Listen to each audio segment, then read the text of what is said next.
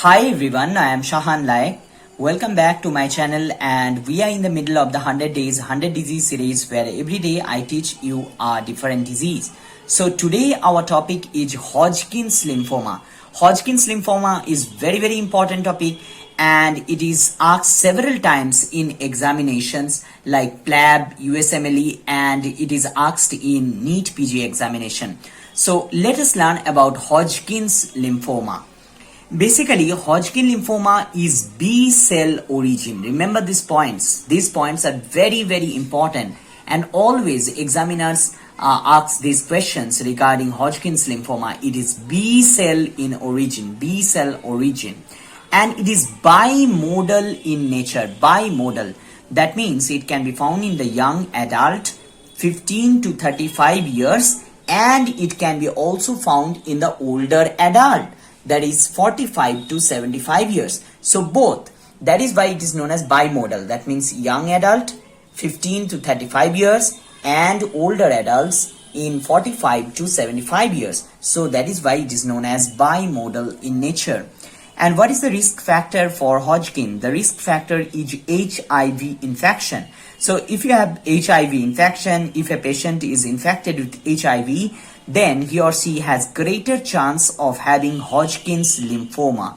So basically, Hodgkin's lymphoma is found in immunocompromised patient. This is very important.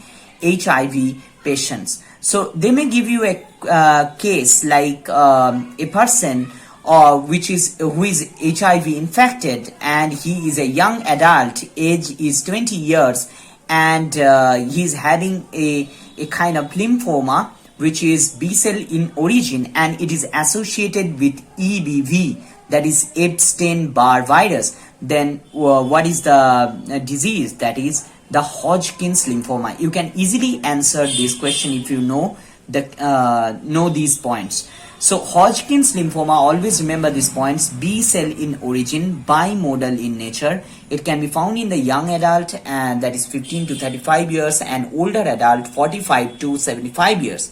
And the risk factor is HIV infection. It can be found in the immunocompromised patients and associated with EBV, that is Epstein-Barr virus. Epstein-Barr virus, very important. Next is classification. The classification of Hodgkin's lymphoma is based on Rae classification. This is very important. Rae classification. There are 4 kinds of Rae classification. Let me explain to you. These are 4, very important. So first is lymphocyte predominant. Okay, lymphocyte predominant. And what is the prognosis? I have drawn a smiley here. You can understand from the smiley. It is smiling. That means it has a good prognosis. So lymphocyte predominant has good prognosis. Lymphocyte predominant. Another thing is there, that is lymphocyte depleted. Another kind is known as lymphocyte depleted. One is predominant, another is lymphocyte depleted. The depleted one is bad prognosis, is having bad prognosis. So that is why he is having a sad face. So lymphocyte depleted, sad face. Lymphocyte predominant, good prognosis. Lymphocyte depleted, that is the bad prognosis, poor prognosis. Other two are very important: nodular and mixed cellularity. Nodular is known as nodular sclerosing. Nodular sclerosing, another is mixed cellularity. So these are the 4. One is the lymphocyte predominant, which has good prognosis. Another is lymphocyte depleted, which has bad prognosis or poor prognosis. Other two are nodular sclerosing and mixed cellularity. These are the 4 classification that is known as the Rae classification of Hodgkin's lymphoma. Rae classification of Hodgkin's lymphoma.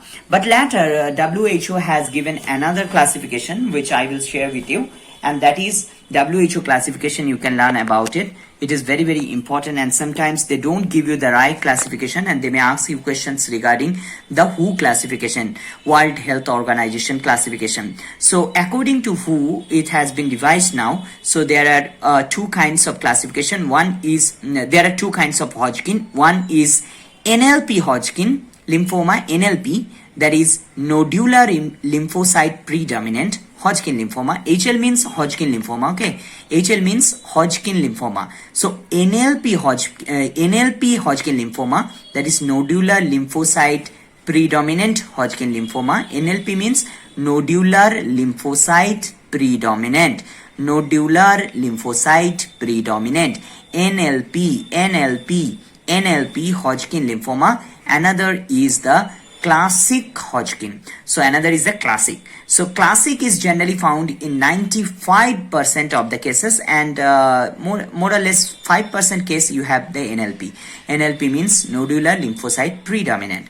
That is a kind of Hodgkin lymphoma. So according to World Health Organization, you have these two kind. Classic Hodgkin is very, very common, and it is found in 95% of the cases. More or less whatever case we found, generally it is classic. Generally it is classic. It is very, very common one. So let us come to the clinical features. This is also very, very important. Whenever a patient comes to you, you must know about the clinical feature of the Hodgkin's lymphoma patient. First important point regarding clinical feature is one lymph node group. You will find the Hodgkin in one lymph node group. First, you will find in unifocal lymph node. So unifocal in unifocal origin, and one lymph node group is found. One lymph node group. From that one lymph node group, it will be spreaded to the adjacent lymph node group. This is very, very important. So first it is found in one lymph node, that is one lymph node group. That is one lymph node group has been affected. After that, it will spread to the adjacent lymph node group. So this is very, very important, and this is known as contagious spread. This is known as contagious spread. This phenomenon is known as contagious spread. Next, another important thing is alcohol-induced discomfort. This is very, very important point, and it is common feature of the Hodgkin lymphoma. Alcohol-induced discomfort. So this alcohol will cause discomfort in the patient, and that is in the Hodgkin's patient. So alcohol-induced discomfort, very common feature of Hodgkin's lymphoma. Next is very important, that is non-tender. Non-tender. What is the meaning of non-tender? Non-tender means it is not painful. Non-tender, rubbery lymph nodes. So the nodes which has been involved is rubbery in nature, and it is non-tender. It do not pains. It do not have any pain. So non-tender rubbery lymph nodes, which is found in this Hodgkin lymphoma.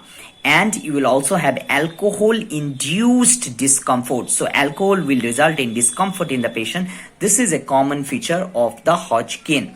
Another thing is from one lymph node group, this will spread to the adjacent lymph node group. So this is known as contagious spread.